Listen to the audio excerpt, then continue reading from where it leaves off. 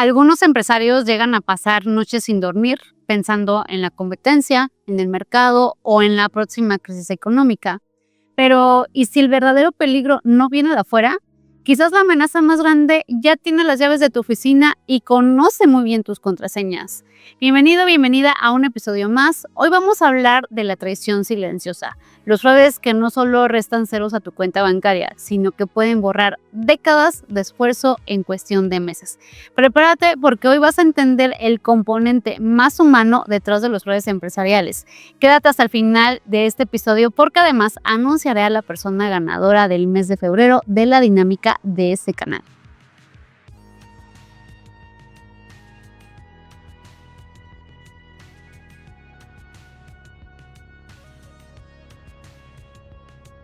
Al suscribirte a este canal participas automáticamente en el sorteo mensual de uno de mis libros, así como acceso gratuito a uno de mis cursos o capacitaciones.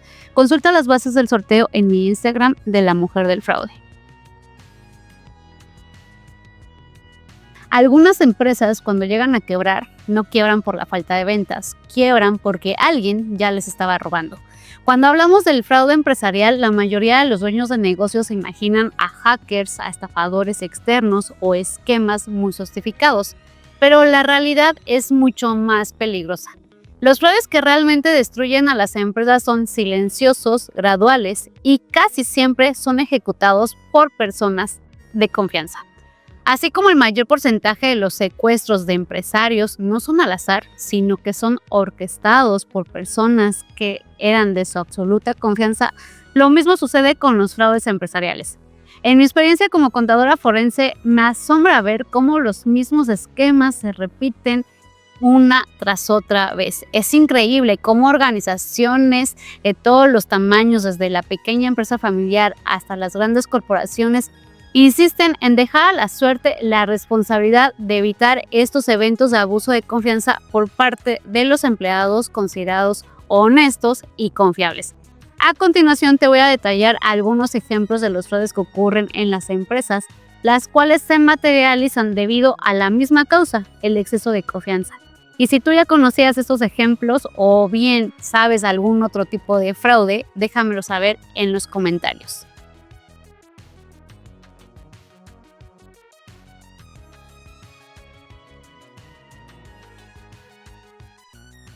El primer ejemplo es de un tipo de fraude de proveedores fantasmas. Esto se dio en una empresa de mantenimiento industrial que estaba en pleno crecimiento.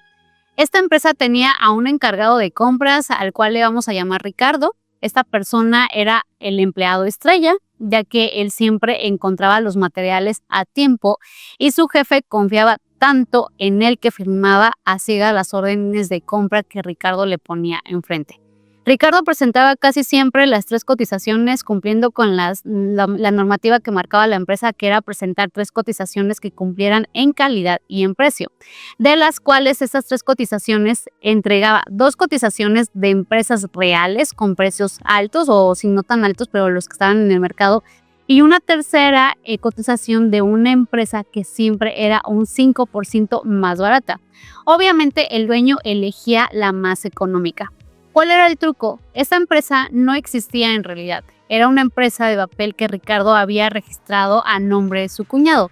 Durante 2 años la empresa pagó facturas por materiales que nunca llegaron o que eran de bajísima calidad, ya que Ricardo las compraba por otro lado. Cuando el dueño se dio cuenta, Ricardo ya había desviado una gran cantidad de dinero. El aprendizaje aquí es que nunca puedes dejar a una persona que sea juez y parte. En este ejemplo, no puede ser la misma persona que busca al proveedor, no debe ser la misma persona que valide el producto que realmente entró al almacén. Otro de los ejemplos que te puedo mencionar es el fraude de nómina. Esta es la historia de una persona que es un asistente contable que llevaba 5 años en una clínica médica. Era tan dedicada que nunca tomaba vacaciones. El dueño literalmente la amaba, decía, es un ángel, no sé qué haría sin ella. Lo que el dueño no sabía es que su asistente no se iba de vacaciones porque tenía miedo de que alguien revisara la nómina, ya que había mantenido en el sistema a 3 enfermeros que ya habían renunciado con anterioridad. y que no los había dado de baja en el sistema. Cada quincena el sistema generaba esos pagos y ella, que era quien tenía las claves bancarias del doctor, desviaba esos sueldos a una cuenta personal. Y como el doctor pues nunca revisaba el estado detallado de los empleados activos y solo veía el monto total pagado de la nómina así por encimita, pues el robo pasó desapercibido por un par de años hasta que en una auditoría sorpresa se reveló que había empleados fantasmas cobrando cada mes. Y pues que eran empleados fantasmas. El aprendizaje aquí que tenemos que tener es que si un empleado se niega a tomar vacaciones, no siempre es porque sea el más comprometido, a veces es el que más tiene que ocultar. Lo que hay que investigar es qué oculta. En el mundo de la auditoría forense, las vacaciones obligatorias no solamente son un derecho laboral, sino que también son una herramienta de control. ¿Por qué? Porque el fraude, para que no sea detectado, requiere un mantenimiento diario. El defraudador necesita estar ahí porque necesita seguir ocultando el fraude antes de que alguien más lo vea. Otro ejemplo que te puedo dar es el robo hormiga. Eso se da mucho en las empresas que manejan inventarios. El siguiente ejemplo se trata de una distribuidora de repuestos de automotrices. El jefe de almacén, al cual le vamos a llamar Jorge, conocía todo el inventario, cada tornillo. El dueño confiaba muchísimo en él, a ciegas, completamente. ¿Por qué? Porque el inventario siempre cuadraba o casi siempre cuadraba en mi sistema. Sin embargo, Jorge tenía un sistema paralelo. Cada vez que llegaba un pedido grande, y que esto solamente sucedía en los pedidos grandes, él reportaba una parte como mercancía dañada o merma. Y claramente pues el dueño pues no lo supervisaba. Entonces, ¿qué sucedía? Que en el papel el producto se destruía, pero en la realidad el producto físico salía por la puerta trasera en la camioneta personal de Jorge los viernes por la tarde. Y Jorge vendía esos repuestos a mitad de precio por fuera. Entonces, pues llegó un momento en que el dueño se empezó a preguntar por qué, si es que vendía mucho, nunca tenía el suficiente flujo para reinvertir. Pues claramente no se estaba dando cuenta que estaba trabajando para mantener su propio negocio y el negocio oculto de su empleado de confianza. Y si te das cuenta, estos ejemplos que acabamos de ver, que acabas de escuchar, tienen algo en común. Aparte claramente de no tener controles internos, ¿verdad? Pero aquí el común denominador es que el enemigo está en casa. El perpetrador no era un extraño, no fue un ladrón que entró por la ventana a medianoche, ni un hacker desde el otro lado del mundo. En todos los casos, el daño fue causado por la persona que se sentaba en el escritorio de al lado, la que saludaba cada mañana con una sonrisa, la que conocía los puntos débiles. Aquí es donde debemos de comprender que los fraudes son cometidos por personas, nunca por máquinas o por procesos, a diferencia de otros tipos de riesgos que pueden ser originados por equipos o procesos deficientes. Los fraudes siempre son el resultado del abuso cometido por personas en quienes se depositaba la confianza. Según la Asociación de Examinadores de Fraudes Certificados, los perpetradores de confianza, mejores conocidos como los violadores de confianza dentro del fraude ocupacional o el fraude empresarial, son individuos que no son delincuentes comunes, sino que son personas en quienes la empresa confía y que abusan de esa posición de confianza para un beneficio personal. Son aquellos que tienen acceso a los recursos y que se aprovechan de dicha circunstancia.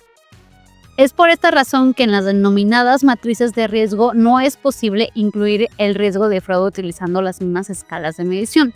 El fraude es un riesgo aparte, por ello su administración escapa a los esquemas tradicionales de gestión de riesgo.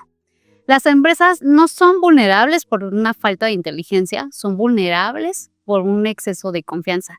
Y el fraude no empieza con dinero, empieza contigo. Sé que esto puede sonar un poco fuerte, pero piénsalo. El fraude comienza contigo en el momento en que decides que tu confianza es más fuerte que tus controles.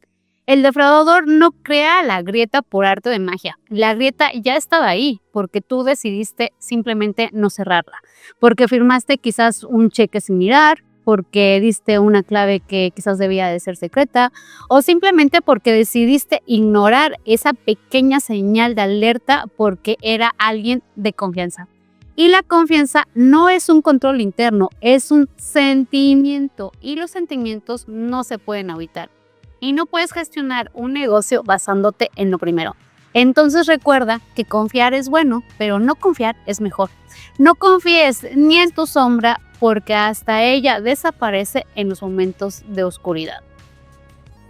Yo soy Teresa Costa, contadora de profesión certificada internacionalmente como experta antifraude por parte de la Asociación Internacional para la Prevención y Cooperación del Fraude. Creadora de La Mujer del Fraude, un proyecto que busca concientizar sobre los delitos económicos que atentan el patrimonio, la reputación y la libertad de las personas y empresas, con el propósito precisamente de prevenir estos delitos. Yo les agradezco a todos y a cada uno de ustedes que se han sumado a esta comunidad de prevención, y una de las maneras en las cuales yo les puedo agradecer el que me den esta oportunidad de poderles compartir un poquito de lo que sé es a través de esta dinámica que tenemos actualmente en el canal. Así que hoy es un día muy especial porque voy a anunciar a la persona ganadora del mes de febrero de esta dinámica, quien es el usuario @Daniel Naomi García Casas 9970. Muchas felicidades, Dani. Por favor, ponte en contacto en la cuenta oficial de La Mujer del Fraude para que mi equipo y yo te hagamos llegar tu premio. Gracias por ser parte de esta comunidad. Gracias a todos por participar. Si no ganaste este mes, no te preocupes. Puedes ser el ganador o la ganadora del próximo mes. Participar es súper sencillo, así que revisa las bases en mi cuenta de Instagram. Esto fue La Mujer del Fraude. Gracias por escuchar. Nos vemos en el próximo episodio.